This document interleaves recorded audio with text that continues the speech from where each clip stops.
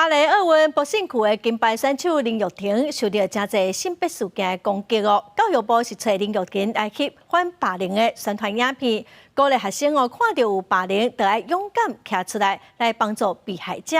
教育部嘛按算要投入2亿2千万的预算来防治霸凌。婷在巴黎奥运期间无端卷入了性别议题，也让。影片以巴黎奥运博胜区选手林玉婷奥运期间拄着性别事件开始，讲反霸凌的重要性。教育部找林玉婷做反霸凌公益大赛，做电翕反霸凌的影片，嘛到师大附中宣导。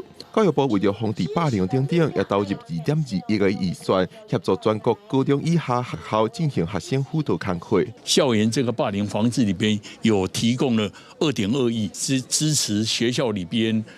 办理一些教师的真人跟学生的许多的一些防治霸凌的一些活动班级这一个经营里边，我们怎么样去提醒，能够将心比心，能够有一个更多的同理心，能够对同学之间的情绪能够有更敏锐的觉察。教育部希望透过影片鼓励学生主动伸出援手帮助别人，也勇敢找人斗相共。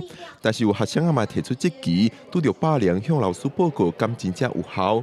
师大附中讲，老师通集合侪资源来帮助被害者。如果今天当我们是受害者的时候，那我们应该确切要怎么做呢？就是跟老师说会有用吗？应该不能只跟老师讲吧。不管是他自己，或者说有同学陪他来找老师，老师就可以，那是一个起点，可以把相关的资源通通都拉进来。师大附中辅导主任嘛表示，经过学生通报，学校会结合各种帮助的资源，亲像对霸凌者介入辅导，甚至是启动调查，会让被霸凌者得到帮助的机会。